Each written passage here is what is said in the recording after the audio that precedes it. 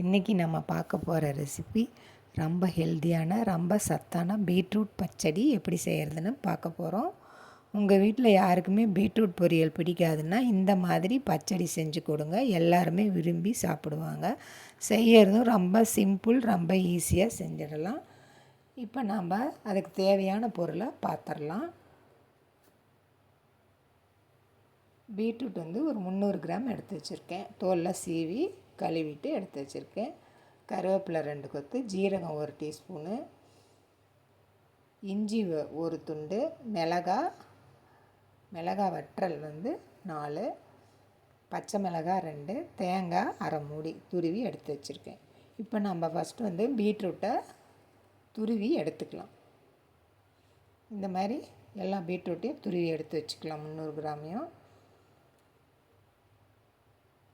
துருவி எடுத்து வச்சுட்டு, இப்போ நம்ம ஒரு மிக்ஸி ஜாரில் தேங்காய் அரை மூடி, தேங்காயில் 3/4 சேர்த்துருக்கேன் துருவி, அதையும் எடுத்துகிட்டு ஒரு துண்டு இஞ்சியும் கட் பண்ணி சேர்த்துக்கலாம். 2 பச்சை மிளகாய்,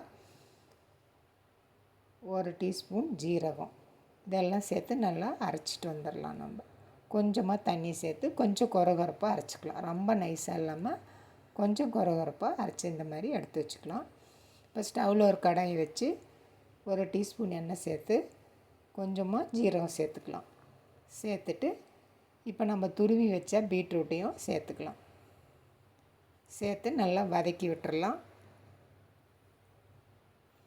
இது நல்லா வதங்கி வெந்து வரணும். நம்ம தண்ணி எதுவும் சேர்க்க தேவையில்லை, இதுலேயே தண்ணி இருக்குது. நம்ம மீடியம் ஃப்ளேமில் வச்சு நல்லா வேக வச்சு எடுத்துக்கலாம். இப்போ இதுக்கு தேவையான அளவு உப்பு சேர்த்துக்கலாம். நான் 1 டீஸ்பூன் அளவுக்கு உப்பு சேர்த்து நல்லா கலந்து விட்டுருக்கேன்.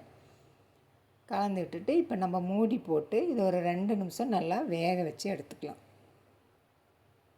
மீடியம் ஃப்ளேம்லேயோ இல்லை சிம்லேயோ வச்சு நல்லா வேக வச்சு எடுத்துக்கலாம். மூடி போட்டு வேக வச்சிடலாம். இது நல்லா வெந்து வரட்டும்.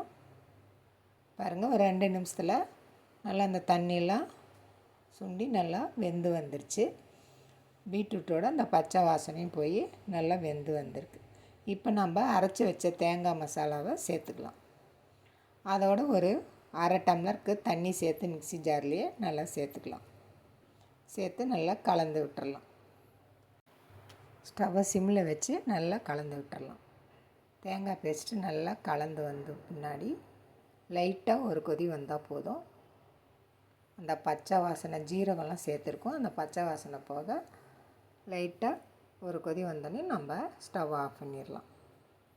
இப்போ இதுக்கு தேவையான அளவு நம்ம உப்பு சேர்த்துக்கிறோம். முன்னையே 1 டீஸ்பூன் உப்பு சேர்த்துருக்கோம். இப்போ ஒரு அரை டீஸ்பூன் அளவுக்கு உப்பு சேர்த்துக்கலாம். சேர்த்து நல்லா கலந்து விட்டுட்டு இப்போ மூடி போட்டு ஒரு நிமிஷம் நல்லா வெந்து வரட்டுன்னு நம்ம ஸ்டவ் ஆஃப் பண்ணிடலாம். நல்லா கலந்து விட்டாச்சு. இப்போ இந்த மாதிரி நல்லா கலந்து விட்டுட்டு ஸ்டவ்வை சிம்மில் வச்சு மூடி போட்டு ஒரு நிமிஷம் நம்ம வச்சிடலாம். இப்போ மூடி போட்டு ஒரு நிமிஷம் விட்டுறலாம். நல்லா வெந்து பச்சை வாசனையெல்லாம் போய் வந்துடும். இப்போ பாருங்கள், ஒரு நிமிஷம் சிம்மில் வச்சு இந்த மாதிரி நல்லா வேக வச்சு எடுத்துக்கலாம். நல்லா வாசனையாக கம கமன்னு சூப்பராக இருக்குது. தேங்காய், ஜீரகம், பச்சை மிளகாய் எல்லாம் போட்டு சேர்த்திருக்கோம். இப்போ இது நல்லா ஆறணும். இது நல்லா ஆறி வரட்டுன்னு நம்ம இதோட தயிர் சேர்த்துக்கலாம். நல்லா ஆறட்டும். நம்ம அதுக்குள்ளே தயிரை எடுத்து நல்லா அடித்து வச்சுக்கலாம். இப்போ ஒரு அரை கப்பு அளவுக்கு நான் தயிர் எடுத்துக்கிறேன். எடுத்துகிட்டு இதை ஒரு விஸ்கு வச்சு நல்லா கலந்துக்கலாம். கட்டிகள்லாம் இல்லாமல் நல்லா கலந்து விட்டுறலாம். இப்போ நல்லா ஆறி வந்துடுச்சு. நம்ம தயிரை சேர்த்துக்கலாம். பீட்ரூட்டோட நம்ம தயிரையும் சேர்த்துக்கிறோம். சேர்த்து நல்லா கலந்து விட்டுறலாம். சூப்பராக நல்லாயிருக்கும். பீட்ரூட் பொரியல்லாம் வேண்டான்னு சொல்கிறவங்க கூட இதை நல்லா கேட்டு வாங்கி சாப்பிடுவாங்க. அந்தளவுக்கு ரொம்ப அருமையாக இருக்கும்.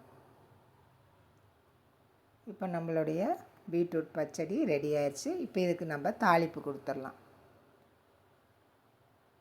1 டேபிள் ஸ்பூன் அளவுக்கு எண்ணெய் சேர்த்துக்கலாம். 1 டீஸ்பூன் அளவுக்கு கடுகு சேர்த்துக்கலாம்.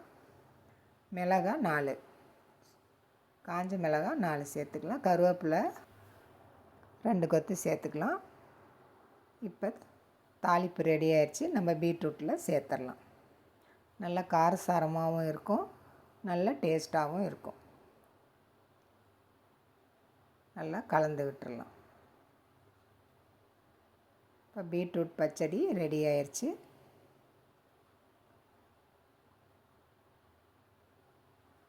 இதை நம்ம ஒயிட் ரைஸ் கூட வச்சு சாப்பிட்டோம்னா அவ்வளோ அருமையாக இருக்கும்.